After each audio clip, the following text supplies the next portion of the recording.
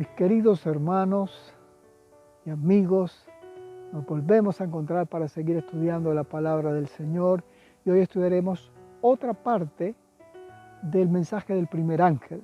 Dice allí en Apocalipsis 14:7, hablando de ese ángel, decía a gran voz: temed a Dios y dadle gloria, porque ha llegado la hora de su juicio, y adorad a aquel que hizo el cielo, la tierra, el mar y las fuentes de las aguas.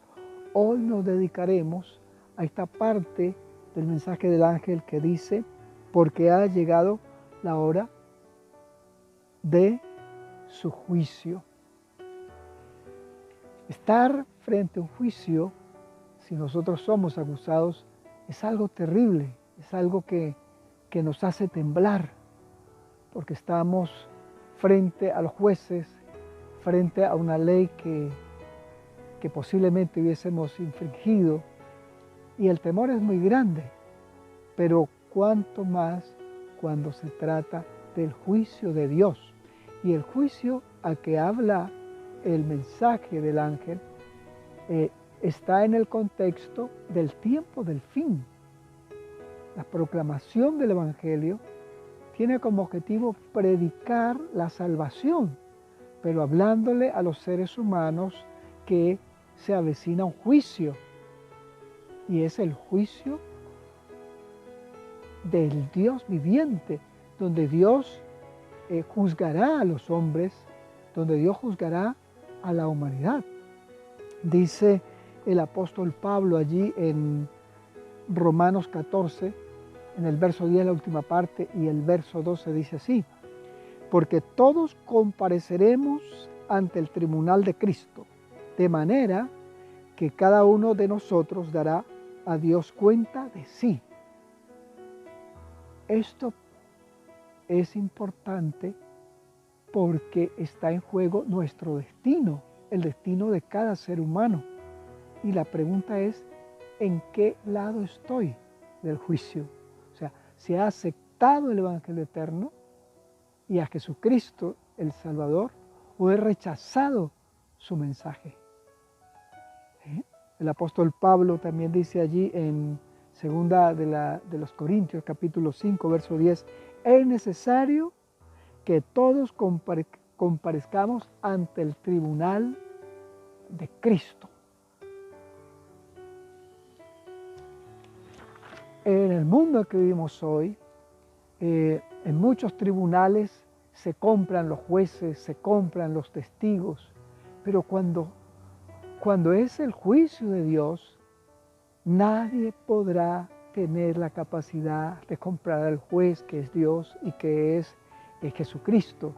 Nadie podrá comprar los testigos, que son los ángeles que registraron las acciones de los seres humanos. Entonces tendríamos que preguntar: ¿cómo haremos frente a ese juicio? Bueno, cuando tomamos el mensaje del primer ángel, dice que tenía el Evangelio eterno y después nos habla de un juicio. Pues aquí hay una escapatoria, y es que los que aceptan el Evangelio eterno de Cristo tendrán a Jesucristo como abogado en el juicio. Pero no solo como abogado, sino algo más que ya veremos más luego. Mire que esto del Evangelio eterno y el juicio van entrelazados. No se excluyen, sino que se complementan. ¿Por qué? Porque Dios necesita poner fin al pecado sobre el planeta Tierra. Porque Dios necesita asegurar la tranquilidad del universo. El enemigo ha dicho que Dios no es justo dirigiendo el universo, que la ley es injusta y que Dios no puede al mismo tiempo ser misericordioso y ser justo. Y esa es la acusación que ha hecho. Pues Dios, a través del juicio, quiere mostrar que Él puede ser misericordioso y al mismo tiempo justo. ¿Y cómo se hace eso? Bueno, ¿Cómo se puede perdonar al pecador y Dios seguir siendo justo? Pues la única manera es el Cordero inmolado del que habla el Apocalipsis. ¿Te das cuenta? Para que nosotros podamos salir libres de ese juicio, necesitamos aceptar a Jesucristo y su Evangelio eterno, que es eterno en sus consecuencias y en su origen y en su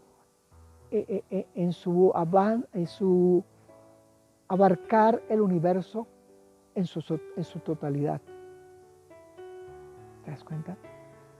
De ahí lo necesario que es que nosotros tengamos a nuestro Señor Jesucristo como nuestro Salvador. En el juicio, Jesús no puede justificar nuestros pecados. Él es nuestro abogado. No puede justificar nuestros pecados, pero sí puede mostrar delante de Dios nuestro arrepentimiento y nuestra fe basada en la gracia de Jesucristo. Y cómo esa gracia cambia mi vida y produce en mí obras de arrepentimiento. No obras para salvarme, sino obras que la gracia de Jesús va haciendo en mi vida. Pues eso es lo que Jesús presenta. Y el perdón que Jesucristo da, el arrepentimiento que Jesucristo da, lo da en base a lo que Él logró en la cruz. Por eso habla Apocalipsis de un cordero como inmolado. Es porque Él tomó nuestros pecados. Entonces, desde ese punto, la noticia de un juicio para nosotros son buenas nuevas. ¿Por qué? Porque allí está nuestro abogado intercesor. Porque entonces en el juicio está nuestro abogado y Él muestra sus manos que han sido laceradas, que han sido penetradas por los clavos, porque ha muerto en la cruz. Esto le dice: Señor, yo los conozco, los tengo escritos en mis manos. Entonces el juicio de Dios, que es en base a su ley y en base a su misericordia para perdonar a aquellos que aceptan a Jesucristo y dejar que los que no lo aceptan reciban las consecuencias de su desprecio por el Señor. Entonces, para unos serán buenas noticias y para otros malas noticias. Eso depende de ti y de mí. En el libro de Daniel, en el capítulo 7, nos habla de este evento cuando Jesucristo vendría y tomaría el lugar para iniciar el juicio. Y entonces dice que había un anciano de días, símbolo de Dios, y que se puso un trono y se pusieron otros tronos más y se abrieron los libros. Pues ahí comienza el proceso de juzgamiento. ¿Y cuándo será eso? Bueno, según el libro de Daniel, según el libro del Apocalipsis, eso tendría que ser después de los 1260 días, o por supuesto años proféticos. O sea, eso tendría que ser después de la Revolución Francesa. Después de allí comenzaría el juicio. Y cuando vamos a Daniel 8, entonces entendemos que ese juicio comenzó en 1844. Por eso la hora de su juicio ha llegado. Eso es algo que ya está en proceso.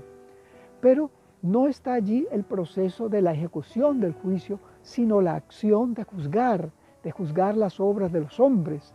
El rey Salomón en el libro de Eclesiastés dice que Dios traerá toda obra a juicio, sea esta hecha a luz o en la oscuridad.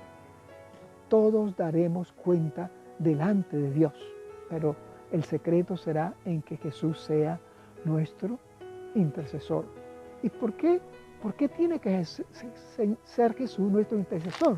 Bueno, cuando vamos a Apocalipsis 4 y 5, nos habla de un hijo del hombre que vino y se sentó en un trono. Pues esto nos habla de aquel que habría de interceder por nosotros en el juicio.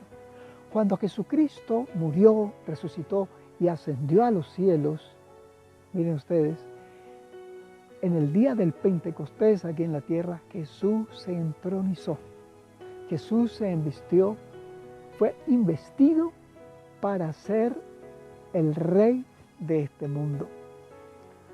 Un reino que había sido usurpado por el enemigo, Jesucristo tomó el poder. Y entonces, cuando dice que el Hijo del Hombre vino,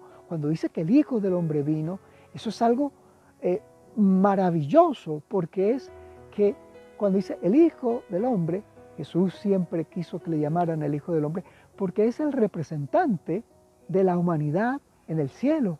No solo porque Jesús vino y vivió y tomó nuestros pecados y murió en una cruz. Eso está bien, eso es una parte.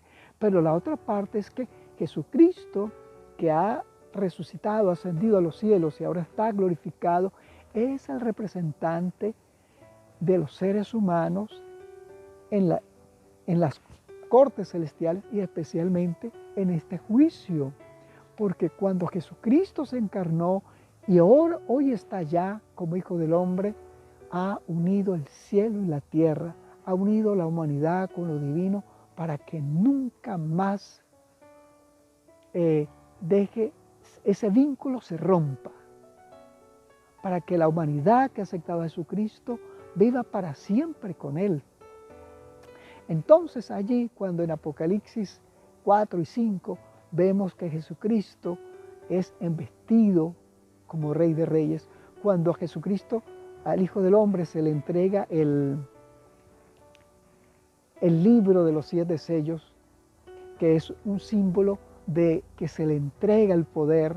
Bueno, ahora Jesucristo se ha entronizado para gobernar el universo y también esta tierra. Pero un día Jesús vendrá como Rey de Reyes y Señor de Señores, pero hoy lo tenemos a Él allá.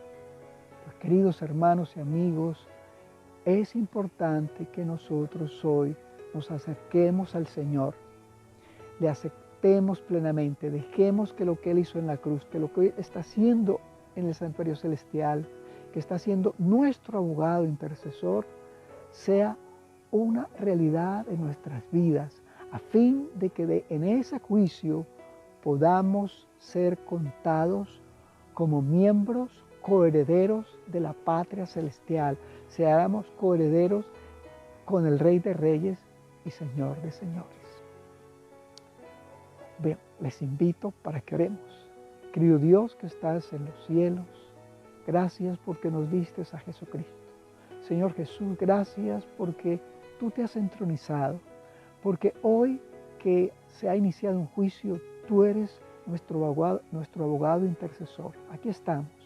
Ayúdanos a recibir esa gracia para que tu sacrificio y tu intercesión sean valiosas en nuestras vidas para que podamos ser salvos y un día estar para siempre contigo. Esto lo pedimos solo en tus méritos, querido Jesús. Amén. Queridos hermanos y amigos, si Dios lo permite, nos veremos la próxima semana.